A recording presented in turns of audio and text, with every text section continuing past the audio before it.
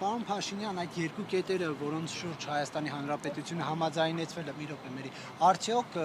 ԵՄ դիտորդներին սահմանից հեռացնելուն եւ միջազգային հայցերը հետ կանչելուն են վերաբերում, թե ոչ, եթե ոչ, ապա խնդրեմ ասեք երկու կետերը, որ համաձայնեցվեցին, դրանք որոնք են, եւ եթե իմ նշած այդ դիտորդներին եւ միջազգային հայցերին են վերաբերում, խնդրեմ հստակեցնել, խաղաղության պայմանագիրը ստորագրելուց հետո են հայցերը հետ կանչվելու, թե մինչ ստորագրելը եւ դիտորդների մասով մինչ ստորագրելն են դուրս գալու, թե ստորագրելուց հետո։ Նախ արձանագրենք հետեւյալը, որ իհարկե դրույթները վերաբերվում են խաղաղության համաձայնագիրը ուժի մեջ մտնելուց հետոին, չնայած ընդհանուր տրամաբանությունն այն է, որ նաև մենք հիմա պետք է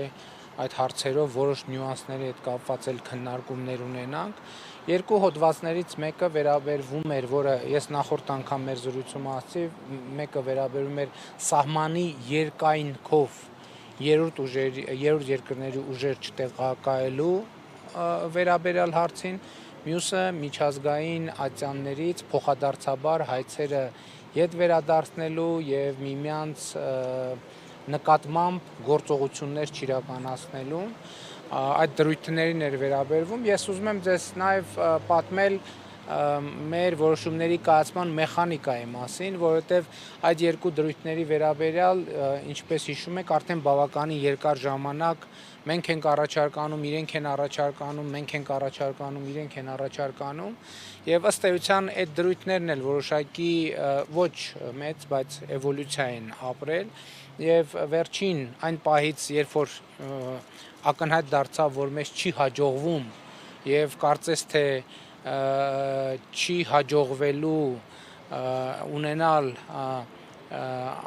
իդեալական ձևակերպումներ այդ առումով, մենք նաև անվտանգության խորհրդի ֆորմատով ենք քննարկել եւ եկել ենք այն եզրակացության, որ այս պահին արկա բովանդակությունը կարող է համարվել այն փոխզիջումային տարբերակը, որը կարող է ընդունելի լինել եւ ըստ էության այո, այս հանգամանքներում ընդունելի է Հայաստանի Հանրապետության համար։ Հայկական կողմն է փոխզիջումների դեմ, ադրբեջանական կողմի փոխզիջումը ո՞րն է։ Ես կարծում եմ, որ արդեն ասացի, գիտեք, հիմա հատկապես այս փուլում շատ կարեւոր է, որ մենք, այսպես ասած, միակողմանի ձևակերպումներ եւ հայտարարություններ չանենք, տեսեք, եթե համաձայնություն է ձեռք բերվել, նշանակում է, որ ադրբեջանական կողմը մտածել է, որ այս տեքստը որոշակիորեն ձեռնտու է իրեն եւ Հայաստանի Հանրապետությունն էլ որոշել է, որ այս տեքստը նաև իրեն է ձեռնտու եւ ելի եմ ասում, դրանք այն կոմպրոմիսներն են, որոնց մասին մենք հրապարակային խոսել ենք։ Ըստ էության դրույթ առ դրույթ ամեն ինչի մասին խոսել ենք եւ այո, մենք կայացրել ենք որոշում, որովհետեւ համարում ենք, որ սա կոմպրոմիսային տեքստ է, ինչպիսին եւ կարող է լինել խաղաղության համաձայնագիրը։ Դուք գիտեք, այլ ժանր, այլ